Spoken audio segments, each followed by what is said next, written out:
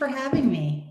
I'm really excited to talk to you because since we've had our initial conversation, I really love what you've come up with to do. And it's unique. And as you know, I'm kind of about that because that's what I've done in my business. But it's filling a need and it's very smart. So tell the audience just briefly a little bit about you and what you're doing. Sure. Well, first of all, thank you so much. That was such a nice introduction. So my name is Julie, and I have recently started a company called the Renovation Concierge. Mm-hmm. And my primary purpose is to connect homeowners who are thinking about doing a renovation, a new build, or even just a redecoration with vetted design professionals that are really suited to their project. And those design professionals are usually architects, interior designers, art advisors, and landscape designers. And it could be a remodel of an existing home too, right? Like where someone's Absolutely. just remodeling. Yeah.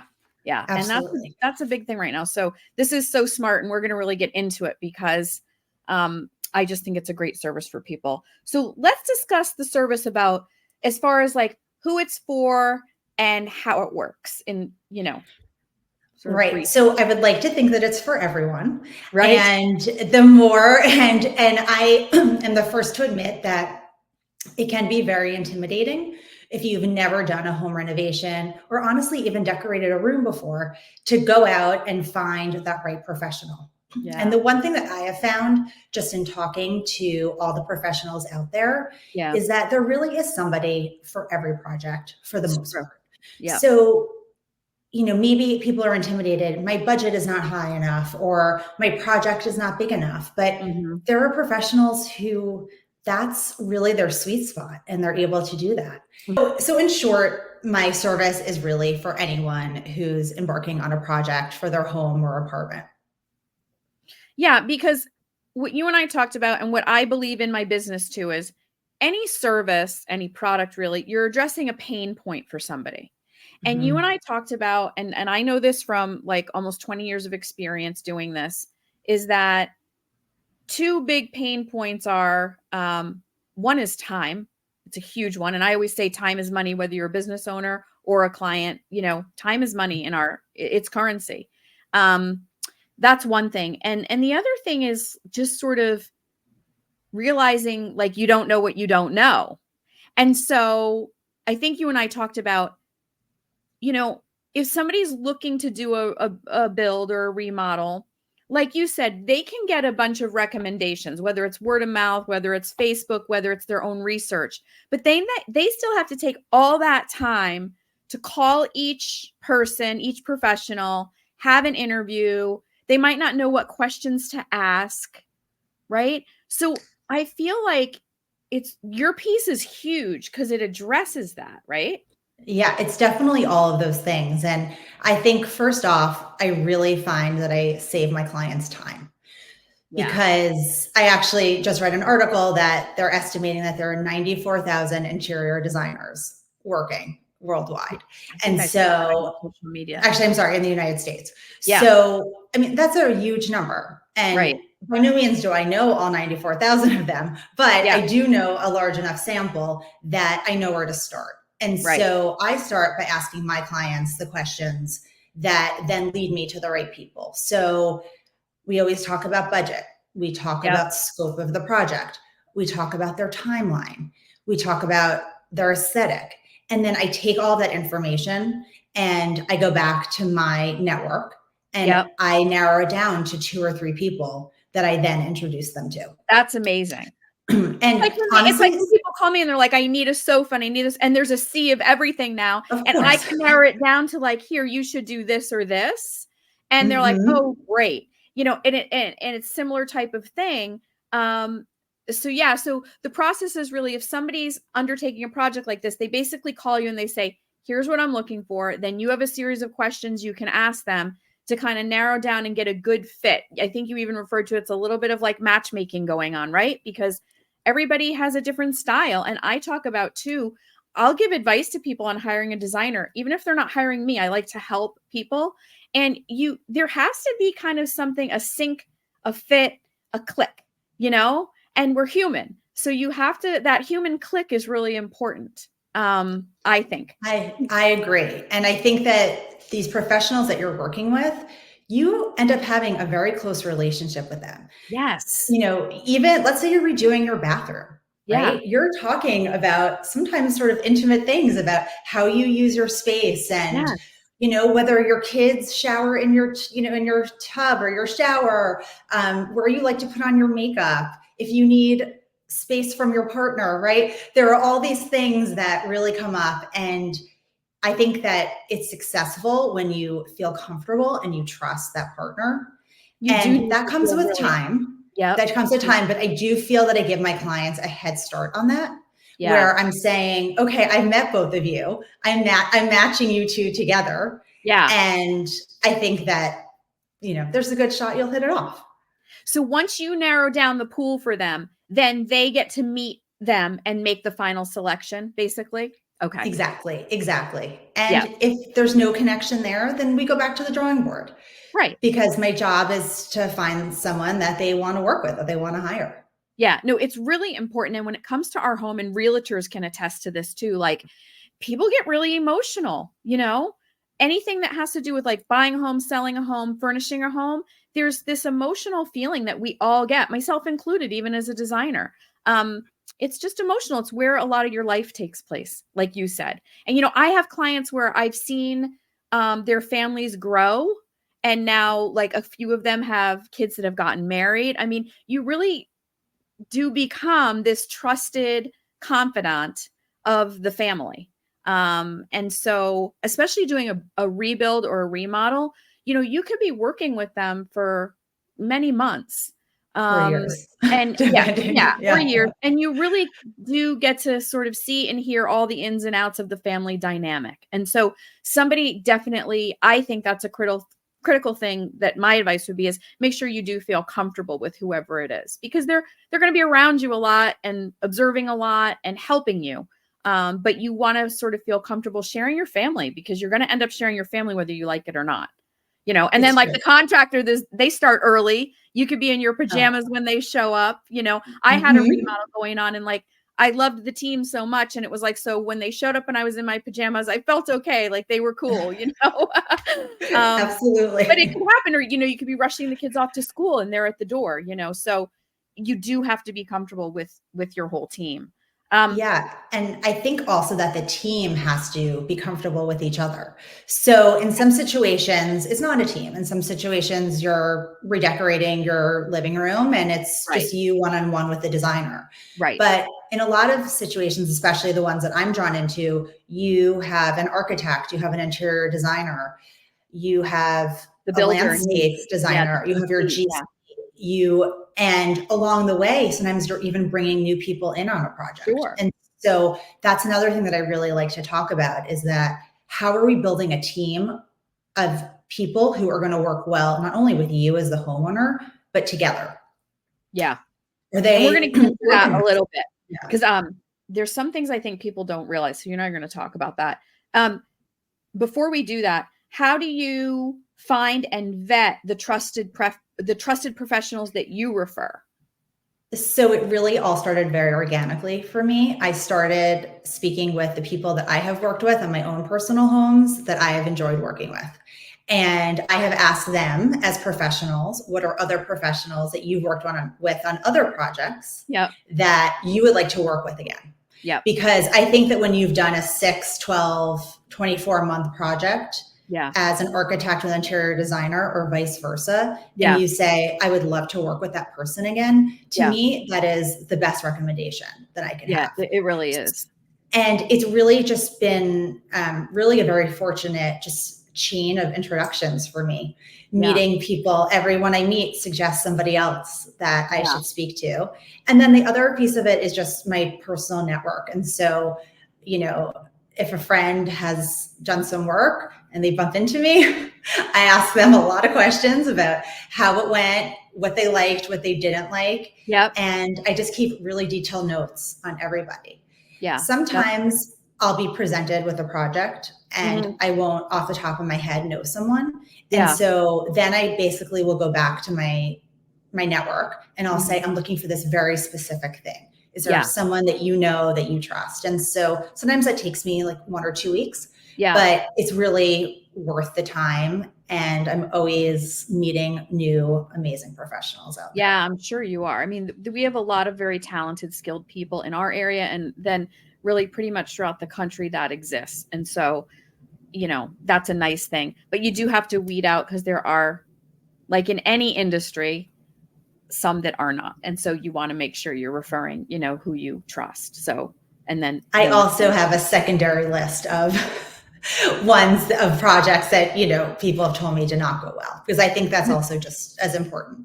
Like the do not fly list.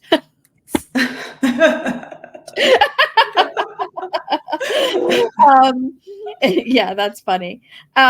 So once that match is made, you know, someone comes to you, you've done the vetting, you've narrowed down the pool. They're like, great, we want to hire so-and-so. Do you then leave the project or stay on the project, or the client has the choice for some handholding from you? It really depends on the client. So Okay. my basic entry level offering is that I'm with you until you sign with a professional. And Okay. that includes, you know, the research, the introduction. I'm happy to look over contracts. I'm happy to facilitate the get to know you conversations. And then that can be all. But for some clients, they like me to stay on through the whole process. And in that situation, I can be there for whatever they need. So whether they want me to sit in when they're bidding out the project to general contractors and they want another set of eyes or opinion on it, I can honestly just be like a phone a friend for somebody. So you're struggling between two different decisions and you just reach that point where you just don't know. I'm happy just to sit down and give you either my opinion or also suggest questions that they should ask to their professionals. Right. Just to sort of get it moving. Right. Sometimes you just get stuck. And so I can be there to get it moving.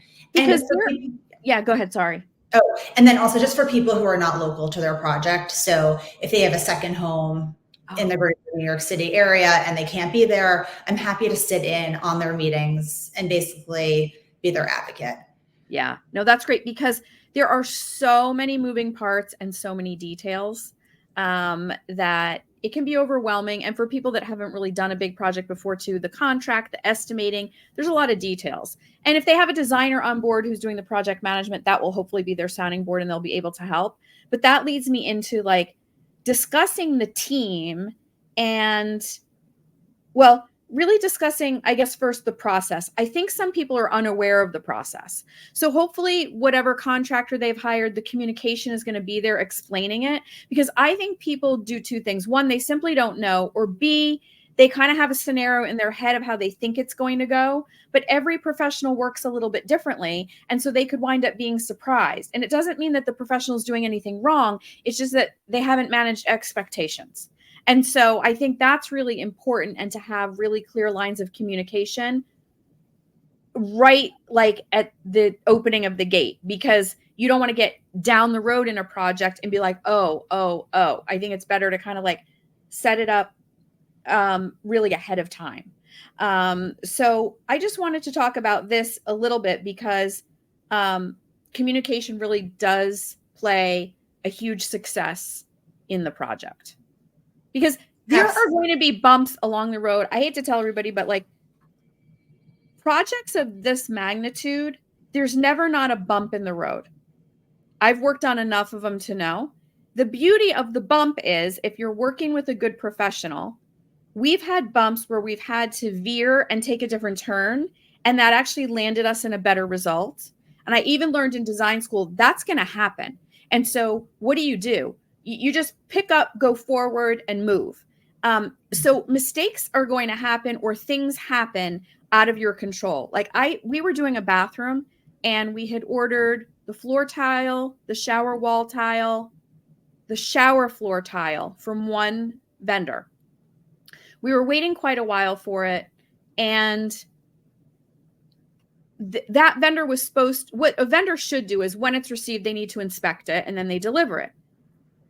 I don't know what happened, but the vendor delivered a truckload of tile. And when I do a renovation, I do it where we don't demo you until the materials are in, or we know they're going to be in, because we don't want you inconvenienced for a very long time. So once we know everything's ready to go, then we demo, then we install. So you're not living in like rubble for a long time. Yeah. So anyway, we're waiting. We knew the date this was coming in. It did come in on time, everything else. Everything was smashed. And so sometimes you can have a percentage that's smashed and you can work with, and that's why you order a small overage. So for clients who want to know, why do I have to order more? Well, you should order a certain percentage more on tile and certain materials for that reason, because some could come in damaged. Everything was broken. Wow. So because I had good contacts with this vendor, I did spend several phone calls, but I said, like, we're not waiting for a new order to come in. Like, we're not leaving this client without their bathroom for 2 months waiting for stuff. What are you going to do? So it ended up, we got the same material for the shower, but in actually the bigger slabs that are more expensive, that due to budget, we probably would have picked if we could have. Mm-hmm. And on the floor tile, same thing. They got the same thing, but the wider plank and no upcharges. So that's great, because that's what was in stock. And so that's also why that's also a good illustration why it's important to have a professional, because they have those contacts. They've worked on so many projects with a vendor that they can call and be like, look, this is not acceptable. Like, we're not doing this. How are we going to make this right? That's always my attitude. Like, what are we going to do? Let's get innovative. Let's get creative. So they had enough of other stuff available that was actually premium to what my client ordered, but it all matched. And so she got all that.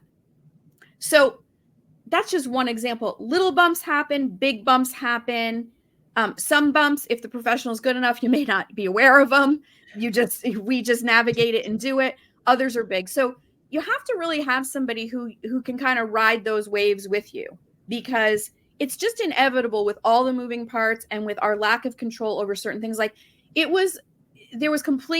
was no way any of us could have known, the contractor, myself, the homeowner. Yeah, the vendor should have opened those on the dock and made sure that the breakage wasn't more than like 10% or something.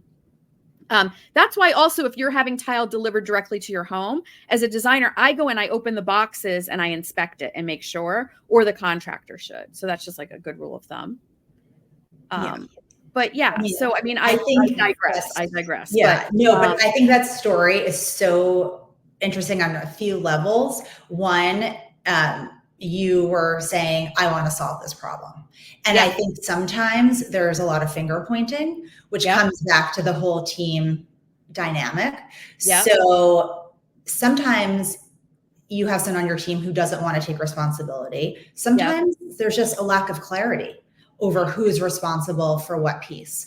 So who is responsible for the tile ordering if 4 different people had a say in which tile it was going to be? Right. And so I think that you handled it beautifully, but it doesn't always happen like that. Right. And to your point, something is going to go wrong in every project. It just is. It just is. But life is not perfect. It happens. You have to be creative. Like, one time a kitchen sink or a bathroom faucet, sometimes you think it's going to be on time and then it isn't. And you want your client to have running water. So if we know ahead of time, sometimes we'll know ahead of time, okay, the faucet I really want, it's going to take a little longer, but that's the one I really want. So I'll say to a client, great, then what we're going to do is we're going to go to Home Depot or Lowe's, and you're going to get something that just looks okay so you can run water. And then you'll wait for your other to come in. So you have to be a little creative. And you just say it's just temporary. It's X amount of dollars that you're going to spend. After you uninstall it, you can maybe sell it on Facebook Marketplace or donate it. But like, I had an issue with a mirror for a client. It wasn't cut in time. Everything in the bathroom was done, but they couldn't like shave or put their makeup on. So I went and I bought these 2 gorgeous like round mirrors, inexpensively, but they looked fabulous, to the point where the client was like, can I actually keep those? I love them. I'm like, yes. And they were like, no money. And she just hung them up over each sink, so they had something to work with till the other mirror came in. So you have to sometimes get a little creative, instead of just like digging your heels in or finger pointing or whatever. Things happen beyond, and this was beyond everyone's control, what happened with the mirror. And that does happen. Sometimes it is no one's fault. Especially in the world we're living in, with the way orders, shipments, trucking, everything goes. Sometimes it is no one's fault, or it's very, very hard to control. Right. And I think we're all just coming down from this season of time where there were more delays than ever because of COVID, and also more work happening than ever. So the demand was so much higher. So in a way, I think it's been trial by fire for everyone. I think there have been more challenges. There have been definitely more opportunities in this industry for sure in the last few years, but I also think so many more challenges. And I think everybody's better for it. Yeah.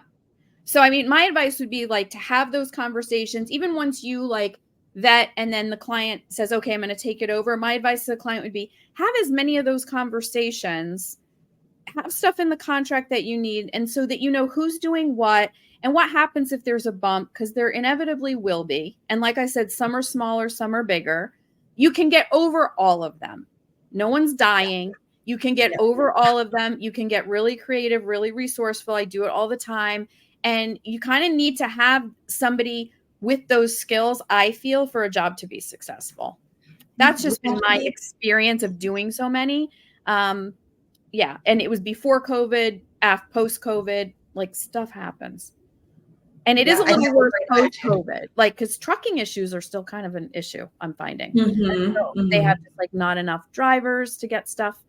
Or again, there's a lot of demand. So trucks are still full and traveling all across the country, but there's delays when you don't expect them. Yes. You kind of build them into your project. Yes. Well, I think that's also just from the professional's side. That's usually a good rule of thumb is give yourself a little bit of room because some things are out of your control. Yeah. Like have a buffer. And they're going to be out of your contractor's control too. So like screaming at him isn't going to necessarily help. In fact, you don't want to scream at him. You want to like partner with him so he'll help you. Because if you're screaming at him, it's going to be like, you know, not feeling good about the job when he's trying to do his very best. Because for the most part, people are trying to do their best. And they listen, as a designer, as a contractor, we don't want to stall anything. We need to get the job done and move on too. Like it doesn't benefit us at all. Like sometimes I find people are like, oh, well, like this is just so convenient for you. And it's like, no, this is like very inconvenient for me. You're ready for the next job, right? You're ready to wrap it up and move on to the next project. Right. So people need to understand like it's of no benefit to the contractor, designer, any of the professionals, the plumber, the electrician. They all have a million jobs going on. They want to focus and get yours done in quality and time. And that's just been my experience for, you know, the most part. But so what I was going to say next was, and I had this conversation before with somebody who deals with a lot of renovations and educating clients on renovating their home. But in some cases, depending on the scale of the project, you do need a whole team. So often, you know, and I'm sure you hear this too, like I'm getting this done or whatever, but I just need like a GC or they think they can just sort of get by with, can't a handyman do it? Or I'll have my handyman do all the electrical and I won't hire the electrician. And you really, in my opinion, you've got to have a team, and that's going to just avoid a lot of headaches down the road. I agree. I think that if it is in your if it is in your budget, if it's in your budget to have a team, if this is not a do-it-yourself project, then I think absolutely you want to bring in people if you can, and every town is different. In terms of, let's say you want to do a renovation, whether it's an outdoor patio kitchen or it's adding a bathroom. Every town has their own regulations. So you will need something different depending on where you live and what the building rules are. Right. But for the most part, if you're going to do what I call construction, right, which is moving walls, adding a bathroom, adding a room, I always like to say the first place to start is an architect. And even within that bucket, that can, and you can also start with an interior designer, just depending on the scope, but let's just go to maybe like the more comprehensive project. And within that bucket of architects, there are all different kinds of architects. First of all, they are all licensed in different states. So especially where we are in the tri-state area, you could have somebody who is licensed in New York, but not Connecticut, and vice versa. Right. So that's one of the first things I ask architects when I meet them is, where are you licensed? And then there are many who are able to come in, give you plans, they stamp them so they can be sent to town. And they leave your project. There are others who actually can act as a project manager throughout the life of your project. So they can be there when you are bidding out to GCs. They are the ones that have probably the closest relationship to your GC as it's going. They're sending out agendas every week about what's on everyone's to-do list. They're going to the site meetings. They are checking every invoice before it gets sent to you. So there's a lot of different kind of players in that space. Yes. And then oftentimes I say bring in an interior designer as soon after that, if not at the same time, because architects are very technical, but they also have a great design eye. And you want to make sure that their design is what is going to be down the road when you actually come to start buying sofas and pieces like that. You even think about just window coverings. That's something you have to think about early on. And your interior designer is not going to overlook that. They know how important that is. But when you're creating the plans, they're saying, is this something that's going to be hidden above the window? Do we have room to mount a pole for the drapes that I want to purchase? Right. So the sooner that they can get talking, I think the better. Yeah. And I bring this up because for you and I, like, we just know it. It's so intuitive, but a lot of people don't know that. And even what you said about there's different types of architects, and, you know, it's important that you know that, because like I'll have a lot of people, I'll visit a possible project and I'm like, well, we want to remove this load bearing wall. And I'm like, and they don't want to hire an architect. And I'm like, I'm not working on this unless you have an engineer and an architect. You're not, like, we're not removing a load bearing wall without going through the proper steps. That's just, it's stupid. Okay. And certain electrical things, when they're like, I'll just get by. No, you need a licensed electrician. Like, people don't realize those things can cause fires and burn your house down. Like, it's just not worth skimping in certain areas to me. So depending on what the scale of the project is, I think just knowing who the players are and of that team, like, who do you need for yours? Who can you get by with or not? I just think it's important to have the knowledge, and then you can make the decision. That's my point. And it's not one size fits all. Different projects have different challenges. You know, you even think about landscaping. If you're building a home from scratch, you bought a plot in town and it's never been developed before. Yep. Probably want to have a landscape designer in on the beginning too, especially if there's slopes or if you're near wetlands, or you think pieces like that are great to actually, they save you money in the long run if you think about them ahead of time, so that you don't build this whole house and then you realize that, you have like a drainage issue because you need plantings in certain places. I mean, there's all sorts of things that can come up. So I try to ask my clients the questions ahead of time just so we can foresee what's coming down. Yeah. And as far as to one other thing I'll just mention, as far as like the interior designer and the architect, we come from two very different points of view. So I think that's helpful for the client. I think it's a great synergy in working as a team, because like you said, the architect is technical.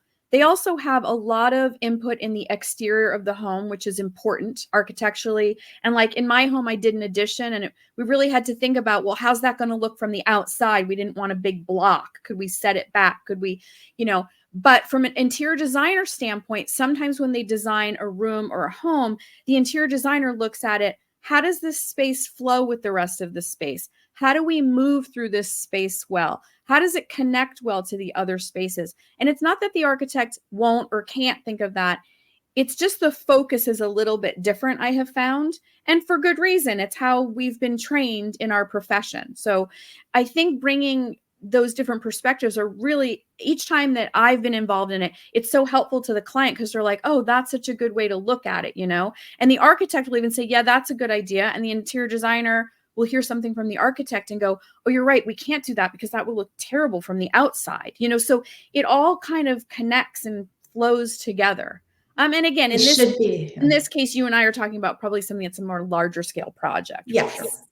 But in that situation, it should be a collaboration. It shouldn't be butting heads of, I have this vision for the home and you have that vision for the home. Right. It's making sure that your team is made up of people who are listening to the homeowner, right? They're both listening to the homeowner and what the homeowner needs for their life, their family, and also finding a middle ground and setting a goal and being very clear with what you're both working towards.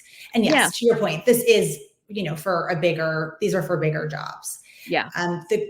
When you are working within the existing footprint, I always say hire an interior designer before you hire a GC. I mean, that to me is my golden rule. And ideally, your interior designer has a great GC or 2 or 3 that they have worked with, and they would love to bring in on your project. Absolutely. Because how seamless is that, right? They've worked together before, you know each other's shorthand, you divide and conquer well. And overall, I find that those lead to the most successful projects. 100%. 100%. I just, there's so much to cover, but I like to sort of talk about all the different scenarios. I think it's helpful for the audience, and it's stuff they're like, wow, I didn't really think of that. Maybe I need to think of that, Yeah. It's a lot to cover for sure. Yeah. I mean, listen, you learn something new every time you do a project. Isn't that the truth? That's why too, I think the professionals that you vet, I do think it's an advantage. Not to say that people who have less experience aren't as good. They're very skilled people, but I think people who have done this for a while, having someone seasoned, depending on the scale of your project, can also be important because they've been through it. They've been through the different scenarios. They know how to handle things when they come up. And so depending on the scale of your project, that might be something I think that a client might want to look for, just in my experience. Yes, you want someone with a big tool belt to be able to handle whatever comes up. Yeah, resources, and they've just kind of been through various things, so they kind of just know what to expect, what to handle. So yeah, I mean, I think, like I said before, what you do is so great because I think it can just be so overwhelming, so intimidating, so confusing. I mean, people feel that way about just decorating their living room. Legitimately, that's what I deal with like every week. So you can only imagine when they need to remodel or need to rebuild or need an addition. It is just like they almost lose their breath. And I get it. It's a lot. So to have you to be like, okay, what do you want? What's your budget? How would you like to work? What's the project? And you kind of have this arsenal of professionals to say, let me pick 2 or 3 that you're going to meet. I just think that's really, really brilliant. Yeah. I mean, the goal is really just to save you time and have as enjoyable of a process as possible. Right. And just to be happy with your house in the end. Right. That's how I feel about it. All the services I offer, it's the same thing. It's like, let's just cut through all the other stuff and just let's get a nice house. Like, you don't need an attitude from anybody. You don't need anybody to make you feel like you don't have enough money. Like, it's just ridiculous at a certain point to me. It's nonsense. But I agree. Let me ask you, what do you think, having said all that, would be the most important element for making a match between a client and a professional that they're going to work with? Do you have anything that stands out?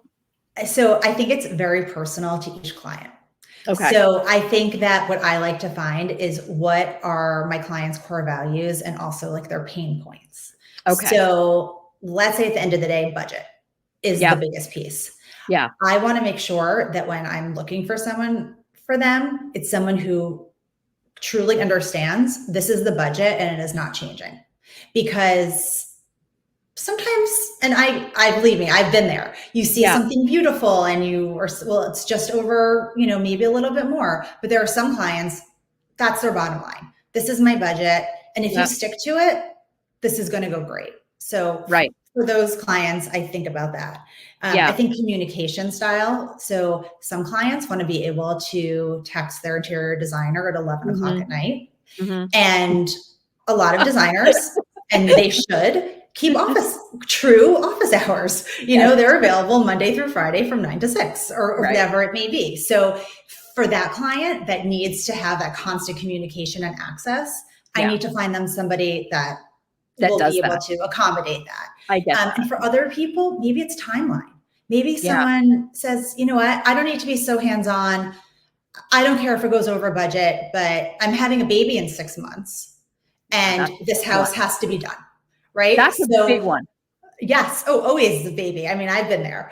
And, you don't need people still working in your house when you have a newborn. So, and so in that situation, when I'm talking to these professionals that I know, I say, listen, if you can't get this done in 6 months, then this is not going to be the right project and we'll circle back about something else. So there's not one size fits all. I think and I try to get to that when I'm meeting with people, like what's their thing? What's gonna, what's their thing? That's right. It's kind of like, what are they emphasizing to you is really important. You pull that out from them. And then that makes a lot of sense. And I think that's smart. And yeah, we've heard so many times, like, I've got to get this kitchen done like before the baby. So it's Right. like, if we go in, depending on our schedule, if for some reason we're booked with other stuff that can't move, we'll just be really honest and be like, our schedule starts whatever. So we can't. Or what, there was one job we were working on the whole house design wise anyway. And she got pregnant with twins, I want to say. We did her kitchen in like 8 weeks. Oh, wow. Yeah, we were like, she was a great client, but yeah, but it's happened. And it's, yeah. Or there could be other time things that, I had clients call before where they bought a house and then they're like, we want to move in by New Year's. So I had to know, okay, is my painting team and my flooring team available? Is my, and I have to and I'm just straight about it. And if they're available, we could do it, great. And if they're not, I'm going to let you know, and I'm going to let you know when. Like, they can't have it by New Year's, but they can have it by January 20th. If that works for you, great. If it doesn't, I get it, because I'm just going to be honest about it, So that's really smart that you do that. And I think everybody kind of has their one thing that's like the deal breaker, right? Mm-hmm. So Mm-hmm. you need to or find that deal breaker. The cause of arguments down the road.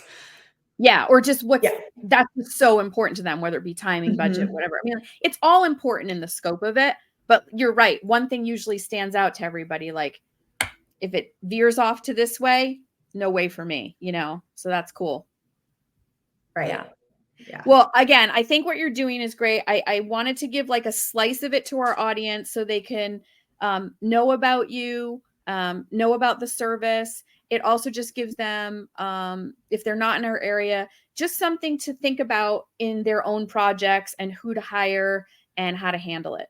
And kind of just have a better understanding, because it's a lot that's involved, and it's emotional and money-wise, time-wise, it's a huge investment. So you want to be able to try. And I would just say that overall, my piece of advice to any homeowner is just to be honest and communicate clearly with who you're working with.